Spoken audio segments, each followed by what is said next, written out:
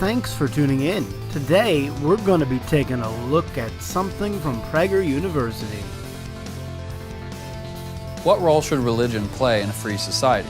On the society itself, it should play a very minor role, or perhaps none. On individuals within that society, it may play a very large role. Let's see what you're going to say. More and more people today would answer, none. Sucks when you try to make a moral majority argument and the majority doesn't agree with you, huh? That would not have been the answer of the founders of the United States. Separation clause. It actually was their opinion. You may not like it, but it was their opinion. The men who fought the American Revolution and wrote the country's Constitution.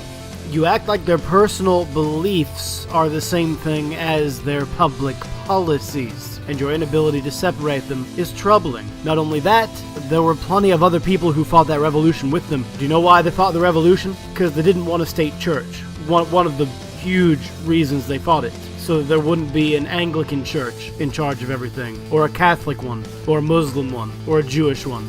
One of the main reasons for that Revolutionary War was to not have a state religion. From the nationalparkservice.gov website, Religion and the American Revolution by John Butler, Yale University. Religion was not a major cause of the American Revolution, but the revolutionary struggle subtly interacted with religion, then quickly produced changes that transformed traditional European relations between government and religion and made America a beacon of religious freedom for people everywhere. Mind you, this is not a biased website. This is from the National Park Service discussing the reasons for the Revolutionary War. If you're going to bring it up, it's good to at least know a little bit about it, Prager. To them, the issue of religion and freedom were inextricably linked. You couldn't have freedom without religion. Even if I accepted your premise as true, which I don't, because it's not, that would still mean that any religion means you're free. Doesn't have to be your religion, doesn't have to be Christianity. They designed the Constitution and the rules to be malleable, and atheism is protected as a religion in this country today. So I don't know what your problem is, but continue. In fact, the political philosophy of the founders necessitated a divine foundation. Another thing that's really kind of bugging me is you're treating all the founding fathers as though they are some divine truth speakers. They're not. They made every effort to let you understand that they were just men, like you and I. That they are fallible, just like you and I. The Constitution is not a holy doctrine written by one of your prophets, so please quit treating it as such. And quit treating all the founding fathers as though they are one collective person. They are not. They each had their own politics, ideas, religious views, other opinions. Many of them were deist, not theist. For example, Thomas Jefferson, in his Bill for Religious Freedom, first submitted in 1779, he states, "No man shall be compelled to frequent or support any religious worship, place, or ministry whatsoever, nor shall be enforced, restrained, molested, or burdened in his body or goods, nor shall otherwise suffer on account of his religious opinions or belief, but that all men shall be free to profess, and by argument to maintain, their opinions in matters of religion, and that the same shall in no wise diminish, enlarge, or affect their civil capacities." Literally, he's saying you can believe whatever you want, but it has no place in society, or a free society. Thomas Jefferson makes this clear in the Declaration of Independence when he writes that all men are endowed by their Creator with certain unalienable rights. From Monticello.org on Jefferson's religious beliefs. Jefferson believed in the existence of a supreme being who was the creator and sustainer of the universe and the ultimate ground of being. But this was not the triune deity of Orthodox Christianity. He also rejected the idea of the divinity of Christ. But as he writes to William Short on October 31st, 1819, he was convinced that the fragmentary teachings of Jesus constituted the outlines of a system of the most sublime morality which has ever fallen from the lips of man. In correspondence, he sometimes expressed confidence that the whole country would be Unitarian, but he recognized the novelty of his own religious beliefs. On June 25, 1819, he wrote to Ezra Stiles Eli, "I am of a sect by myself, as far as I know." That's from Rebecca Bowman, Monticello Research Report, August 1997. So no, it is not definitively asserted that a creator exists just because one of the founding fathers happened to believe in a creator who isn't actually the creator you believe in, from a guy who doesn't practice the religion you seem to believe in. And again, I shall stress this point severely. The Constitution was written by a group of people, not by one specific individual. It's true that one of them may have put the ink on the paper, but it's not like they were all going to write the same thing multiple times. I mean, yeah, one person had to do the physical writing and was therefore the author, but it's a collection of ideas brought together by this group of individuals and scribed by one of them. That doesn't mean he holds any more authority than any of the others in that group, and it doesn't mean that creator is Yahweh. That creator could just be some deistic thing that isn't your God at all. And he even says, as we've already discussed, you do not have to believe in it. Your religion can be whatever you want, because it shouldn't interfere with your civil duties. See also the First Amendment. The purpose of government, Jefferson and his compatriots believed, was not to bestow rights. Rather, it was to protect those rights already endowed upon human beings by God. No. Even by your own logic, creator and God are two different words in this context, because as we just pointed out, the man you're using for your example didn't actually believe in a God. He believed in a deity that he thought was maybe expressing the best of the Christian ideals. Not the same thing. I don't know if you can grasp this subtlety, but just because someone thinks there is a deity who acts in a way that is in line with Christ doesn't mean Jefferson thinks it's Yahweh. And also, one of those rights is to be free of that religion. So you gotta explain that before you can explain why you think religion should play a part in a free society. Again, individuals can believe whatever they want, and you're doing a very good job of showing us that they did. What you're not doing is showing us where they instituted religion into the society. And again, another point I think I'm glazing over here is that these guys are not prophets. The Constitution is not a holy book. It's just the best way they thought things worked back then. They didn't know about germs yet, just to put that in perspective, and they didn't have toilet paper. With that in mind, we've had a lot of recent innovations. We've had a lot of changes in the law, in the Constitution over that time, because that was its specific purpose, was, again, as they say, not to be authoritarian, but to protect the rights of the individuals. But government isn't enough for a free society. A moral people is also required. No, it actually doesn't. It requires people to act ethically, but everyone has their own morals, even if they don't agree with you. Some people have the orange-blue morality, but most people have a black and white morality. And that doesn't even matter. People just have to act within the law. Beyond that, as long as you are respecting the basic rights of the other, then you're doing everything they've intended. No religion necessary. In fact, religion might even make you do bad things.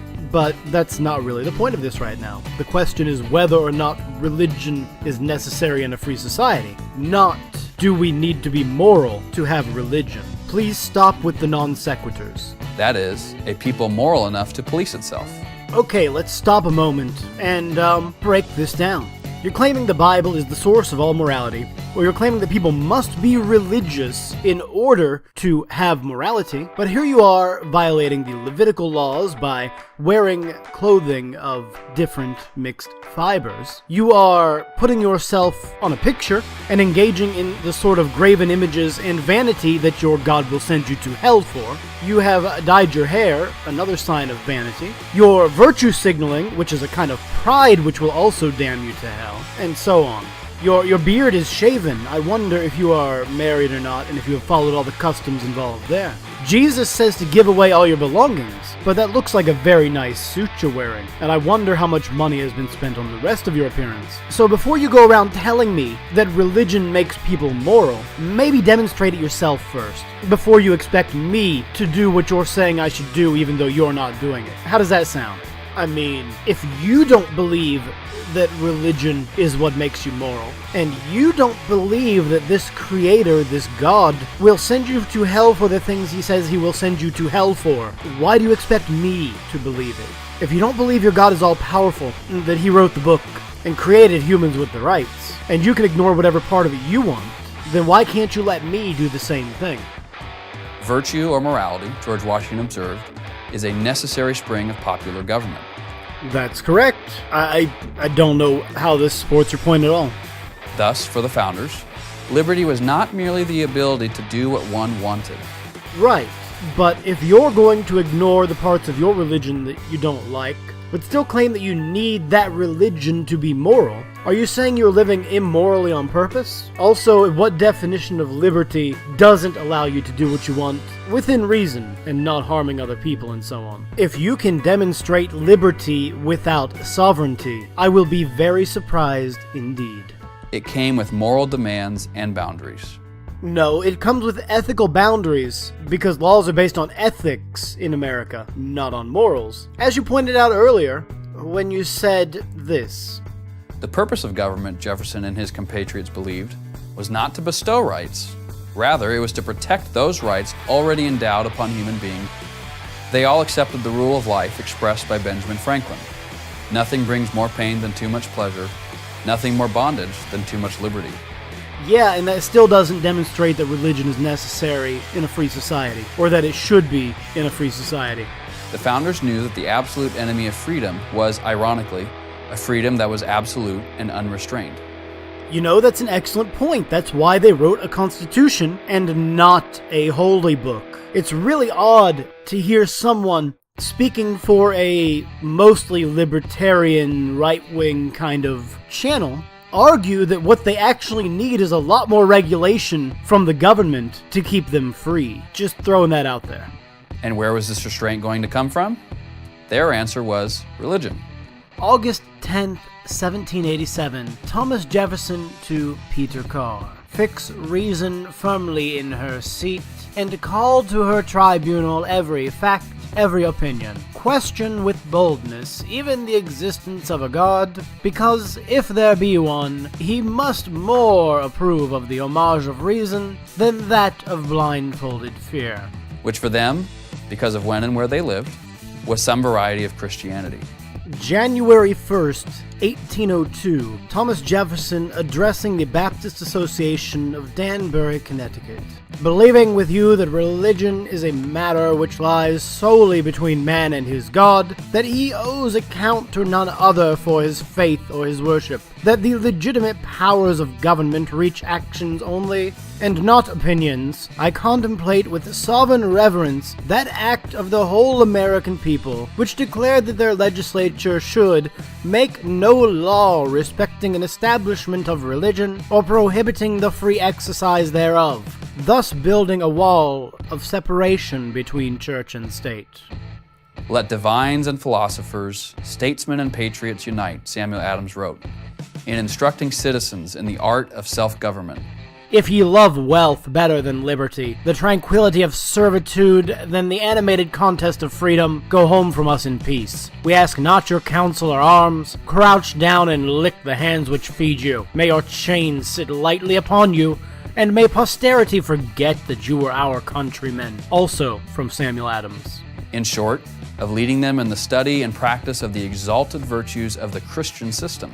In fact, well, it is often cited that the majority of America's founding fathers were more secular than religious, more deist than theist. Adams was perhaps the exception, and was actually quite religious. So that's absolutely correct. One of the guys who did not write the Constitution was very religious, and he still managed to not let that influence the shape of the rest of the country.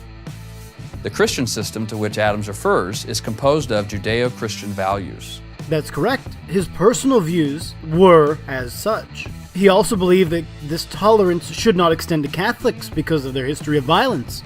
But none of that matters because we're talking about, does a free society require this? Not, are individuals allowed to practice it, or believe it, or whatever you want? They're two different questions and you keep conflating them. The values rooted in the Old and New Testaments, both of which were referred to by the founders with equal conviction and frequency. May 31st, 1813. Jefferson to Richard Rush.